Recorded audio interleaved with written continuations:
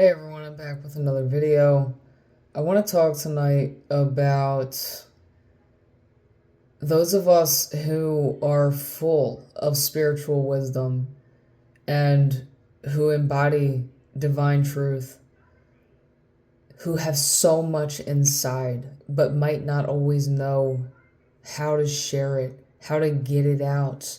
We might not be seen, in the way that we should be. We might not really be honoring ourselves properly.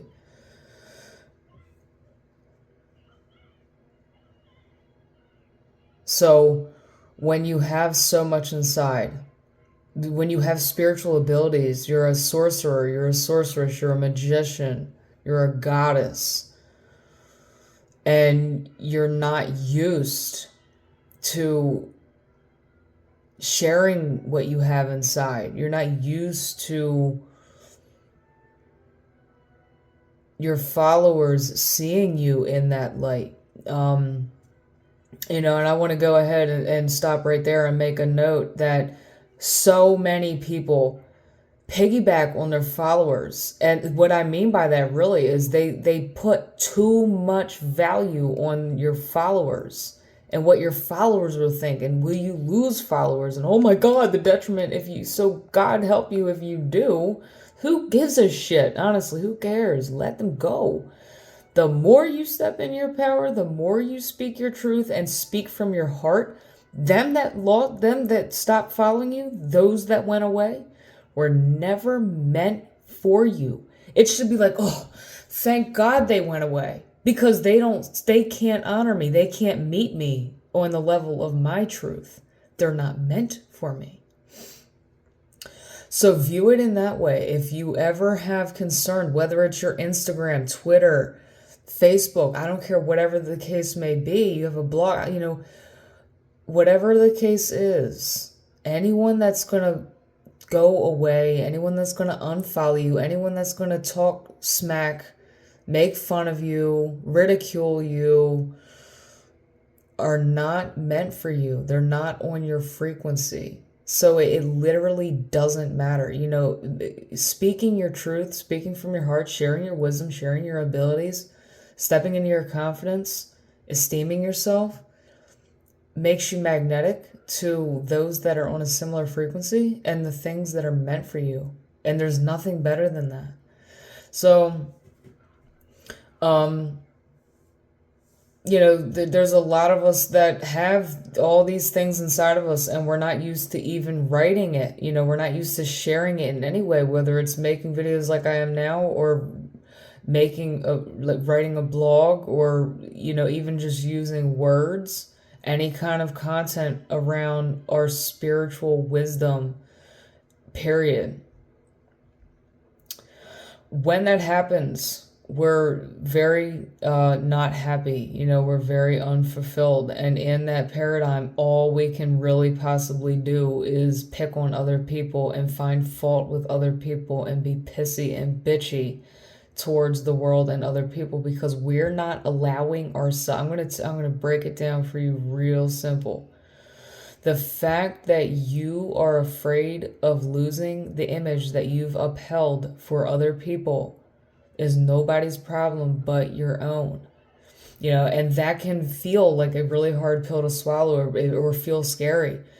But in all actuality, along my own personal journey, I've had to force myself through the chrysalis and flap my wings. I had to force myself into the messy, nasty, murky, unpleasant process through the birthing canal and stepping into the unknown, stepping into the unfamiliar on unsolid ground, on, a shaky foundation to begin with.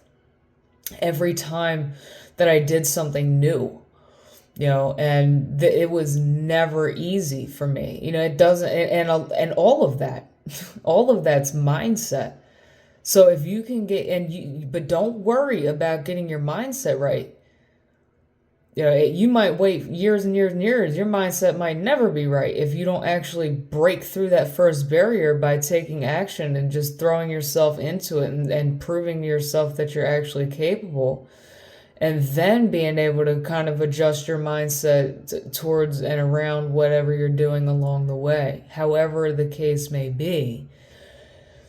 If you're not stepping forward with what you know you have inside and that you know you want to share with the world, but that you're afraid of looking stupid, or that you're afraid of losing people, or that you're afraid of stepping into the unknown or stepping into the unfamiliar, that's on you. You have to do that. And that's part of your journey. And the beautiful thing about it is that all of us are here doing the same thing. We're all watching each other take our first steps, or to fall back, or experience setbacks, and like, we're in it together. The more that you become comfortable with yourself and your truth, the more that you release shame within yourself, the more that you're able to embrace other people and welcome other people into your experience. Because that's what, like, when you're sharing your art, when you're sharing your words, when you're sharing your wisdom, you're inviting other people into your experience, and you're sharing it to enrich the lives of others. So I want to share that, because I myself, along my journey, and I don't hold this against myself. I don't pat myself on the back around this by any means, but I have really approached life from a very nasty,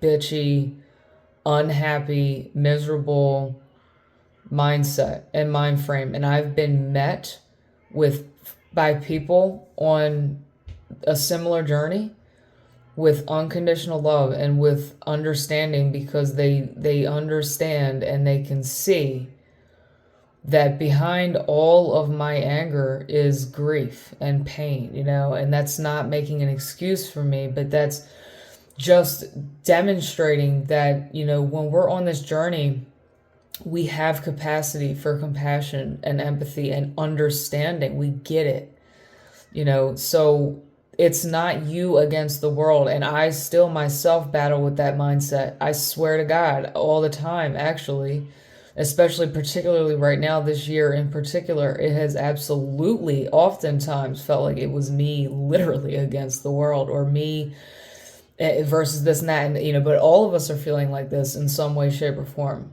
Probably now more so than ever before, perhaps.